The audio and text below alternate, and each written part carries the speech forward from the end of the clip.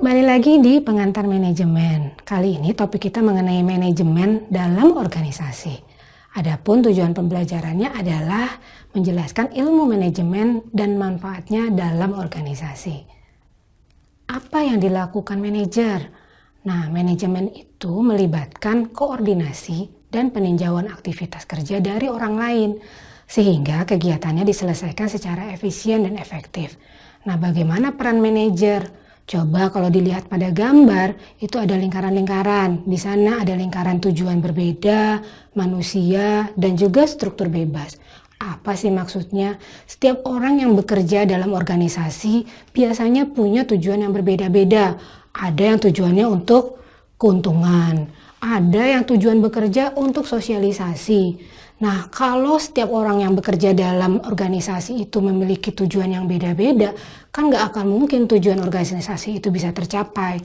Makanya, manajemen itu adalah mengordinasikan aktivitas kerja dengan tujuan yang berbeda-beda tadi menjadi satu tujuan.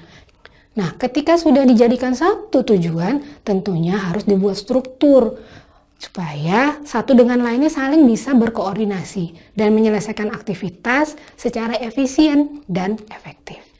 Nah, manajemen itu memiliki 3 tingkatan. Tingkatannya mulai dari yang paling atas itu adalah manajer atas, tengah-tengahnya manajer menengah, dan yang paling bawah manajer lini pertama.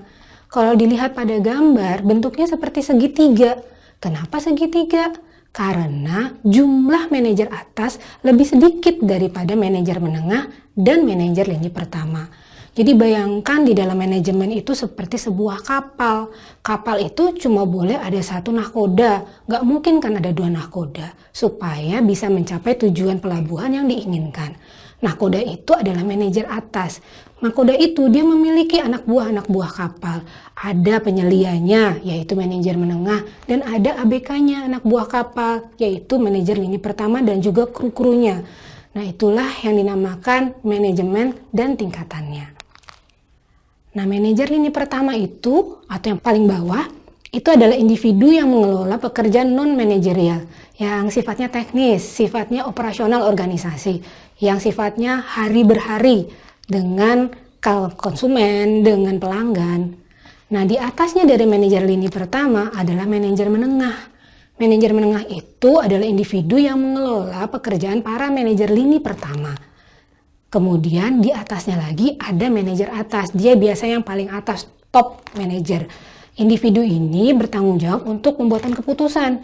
Jadi pemegang risiko utamanya ada di manajer atas. Manajer atas ini juga membuat keputusan yang lebih luas karena dia memiliki tujuan membangun, merencanakan tujuan organisasi. Jadi dia menjadi penanggung jawab lah di dalam sebuah organisasi. Ada 4 fungsi manajemen yang umumnya digunakan oleh perusahaan. 4. Pertama, planning atau perencanaan. Apa sih perencanaan itu? Perencanaan itu kita membuat tujuan, kita membuat strategi mencapai tujuan, dan juga kita kembangkan rencana kita untuk integrasi dan koordinasi aktivitas. Jadi misalnya sebuah perusahaan, dia ingin mencapai profit yang tinggi. Nah, rencanakan bagaimana caranya untuk mencapai profit yang tinggi. Kemudian juga buat integrasi dan koordinasi aktivitas. Fungsi yang kedua, organisasi atau pengorganisasian. Di sini dilakukan penataan struktur pekerjaan supaya tujuan organisasi tercapai. Siapa melakukan apa, bertanggung jawab kepada siapa. Nah, itulah dari pengorganisasian.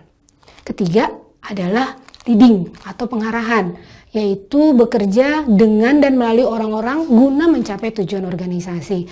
Artinya manajemen itu kita bekerja sama dengan orang lain.